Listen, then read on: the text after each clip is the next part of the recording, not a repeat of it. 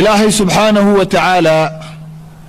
كتاب كيس كريم كأحوحو نوغو شيغا هيا إساقو نبرارو جينايا نونا شيغا هيا إن أينو لنا هي وارديال دد إنا إلاليه إنا حفظيه هذا الذي إنا أفعاشينا وحا أنقبنه وحا أنكوهض الله إلالينا أيا وحوليه هي ما يلفظ من قول إلا لديه رقيب عتيد كما دواقو إنسانك رق يدمرك كما دواقان هذل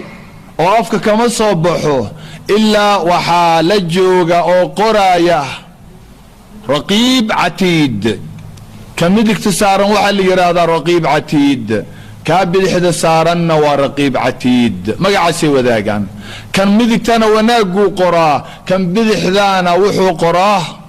حمانتو قراه وحو البوه معناه وك إلالنا يا وانا الديار إنو قراه وناقاق إيو حمانت هذا حر ماهد مرك والو إلالنا يا والو دورايا محال الربا إنسان كراميسن أيا إلهي نقد لغي ما دام أينو كراميسن نحي ما دام أينو كراميسن نحي معها وحانا كراميسنين إن أي نقسو فلان معها سوما أجدين دادك وناكسن وحاكسو بحا دادك أورك وناكسن أخلاق دو وناكسن طيباتك وحاكسو بحا وحوناكسن لكن دادك أورك حن خبيثك أورك مذو دائما حمان ودن يجيكي مادان مركا يينا uurkeenu yani ka imaanin wax xun wax walboo naga soo baxa waxaa iska leh annaga waxaan leenahay inta aynu haysanay uurkeenu uu ku jiro laakiin haddii uurka uu ka soo baxo yaa leh ma meel cidlu aadayaa hadalka aad iska tiri sida fudud aad u tiri ama xanta aad waxamatay ama isku dirka ama isha maaragtay waxa xun aad ku eegaysid dhegta waxa xun aad ku maqlaysid waxaad u malaysaa meel cidla hawada inay raacayso maye malag baa leh raqiib iyo catiid ayaa iska leh waa shaqadooda adugu waxaad leedahay intaanay kaa soo fulin markaad hadlaysid kun iyo kow jeer waa inaad ka fiirsataa walaalayaal rasuulkeena suuban sallallahu alayhi wasallam wuxuu nagu booriyey daa'iman hadalkeena in aan wanaajinno waa ku dhahayo الكلمة الطيبة صدقة كلمة وناكسن أما هذا الكفي عني كاسو بحا إيضو اللقو قرانيو إنا تايقف وناكسن حدنا أجر بلغاسي سينا يا وحي وناكسن كاسو بحي إعادتك سيدة في عن الله هذا الشيء أيها حدنا حسنات لغاق قرايا وأتكل لباني ساعة الدنيا آخره وححن دائما إني نكفو قانو أو إنو اسك إلا لنا اللو باهن يهي aad buu runtii nooga digay in aan dadka walaalaheena ka ilaalino waxyaabaha xunxunka inaan ceebtooda raacno inaan wax ka sheegno waxa ay nacayaan waliba in aan ka sheegno ama aan ku sheegno aad buu nooga digay quraankeena kariimka ahna sidoo kale maalin maalmaha kamid ayaa magaalada Madiina masjidkiisii rasuulka sallallahu alayhi wasallam isagoo fadhiya saxaabadiina u sheekaynaya uga sheekaynaya carabka ayaa wuxuu yiri atadruuna mal ghiba ma garanaysaan xantu waxay tahay dad yahow waxay yiraahdeen Allahu wa rasuluhu a'lam ilaahi rasuulkiisa garanaya xantu waxay tahay وحيري ذكرك أخاك بما يكره وولالك أما ولاشا أو أتكو شيكتد وحا أي نعيسو وحا أي ينربين وإنسانك عيبتي سوءات شيكتد أما هاكو مغلا أما يانوكو مغلن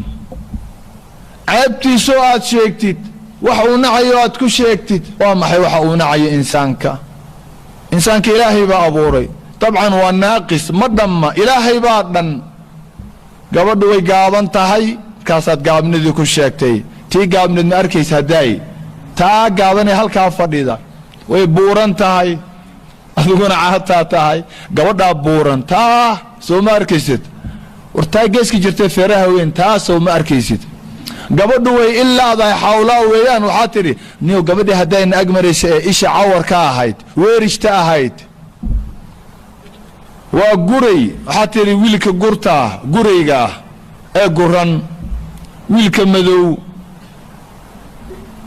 yacni walaalkan waad ku sheegtid adigu markaa kama wadid inaad ku xaqirtid laakiin waa wax uu nacayo dabcan gabadha walaashaa markay ku ag joogto ma dhihi kartid waad ka baqaysaa amay dharbaaxo kugu gedisaa laakiin way maqan tahay xataa fiiri qofka kale wax ku sheegayaa ma qaylinaayo soomaad arkin hoosuu afka u dhigayaa niyo taa gaaban sooma ark taa madow taa geeska fadhida kaa sidaa ka cawarka ah kaa kacaatada qaliirka kaa sooma aragtid ma garanaysaa wixii waxun inay yihiin waa walaalka waad ku sheegtid waxa uu nacayo markaasay yidhaaheen oo waxa aanu ku sheegaynaa haddii uu yahay ka waran rasuul allow been maba sheegeen saxaabadu been waa ka mamnuuc muslimiinta oo dhan beenta waa ka mamnuuc ka waran waxaanu sheegaynaa hadduu ku sugan yahay in kaana fiihi ma taquulu faqad iqtabtah in lam yakun fiihi ma taquulu faqad bahadtah haddii waxa aad ku sheegaysaan uu yahay waad xamatay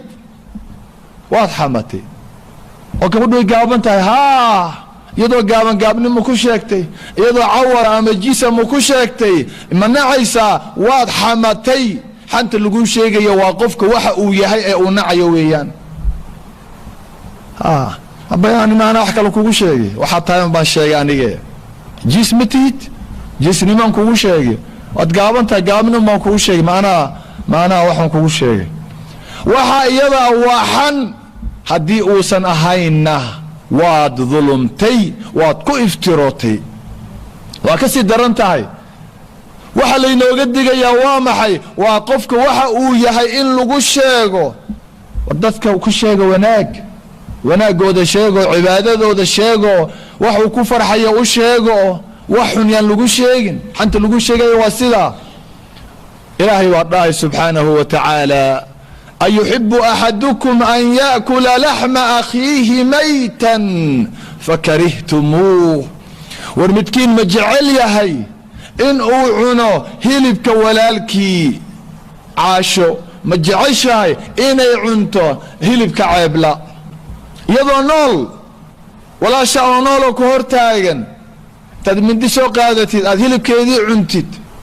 ama walaasha oo meeyda way jiiftaa meesha way dhimatay eeg aayadu waxay cabiraysaa qofkii oo meyd ah qofka meydka markuu noqdo maama xaqu kugu leeyahay waxa waaye marka hore in aad ku tukatid inaad dhaqdid kafan saartid qaadid si qurux badan oo dhimrin ah aad aastid soo ma ahayn intaasoo dhan ayuu kugu leeyahay qofka nool wax uusan kugu lahayn ayuu qofka meydka kugu leeyahay waxa la yiri qofkii inta kugu lahaa ee meydka ahaa intii oo dhan hadaadan u suubinin oo aad intaad u tagtid kafantii ka qaadid hilibkeedii sida dhurwaagi inaad cuntid maraalibaad ku tihiin maya waad nacaysaan fakarihtumuu waad nacaysaan marka gabadhaad leedahay gabadhaa gaaban gabadhaa sidaa ah wiilkaas sida aad leedahay kaanama adigoo googoosanaya hilibka walaalkaa oo cunaaya laakiin isgaran maysid ma ogid inteena afka dhiig kule maanta oo hilib walaalkeed cunay ama ha ku jirto masaajid ama ha joogto gurigeeda ama meel ha ka wada shaqeeyaane intee cunaysa maanta hilib walaalkeed ama hilib walaasheed cunaysa goormay soo baxaysaa ma taqaanaan marka ilaahay leeyahay fakashafnaa canka ghitaa'aka fabasaruka alyawma xadiid sakaraadka markaa tahay xijaabkii aakhira lagaa qaada xaqiiqadaadii maalinkaasay soo baxaysaa hilbihii aad cuni jirtay adoo afka dhiig leh oo walaalka beerkiisii sanbabkiisii iyo maaragtay cajirihiisii hilibkiisii adoo afka ku watay midhiciradiisii haddaad xabaasha ka soo baxdid ka waran oo lagu yidhahdo waa maxay waxaan dhurwaaga ah gabadhan dhurwaayadaa waa maxay xaqiiqadiina waa sidaa adigoo hilibka walaalkaa cunayaad soo baxaysaa aynu iska ilaalina arrinka hilibkaa la cunaya eeg rasuulkaa la dheelmiyey sala allahu calayhi wasalam leylat alisraa walmicraaj waa la qaaday jibriil iyo mikaa'il baa qaaday waxaa la geeyey meel dhex iyagoo maraya ayaa waxay u tageen dad rag iyo haween leh cidiyo nuxaas ah, nuxaas maar, cidiyuhu waa maar, aad bay u afbadan yihiin, waa naaroo way holcaayaan, markaasaa dadku waa qaaqaawan yihiin, waa rag iyo dumar, markaasay cidiyihii dhaadheeraa ayaa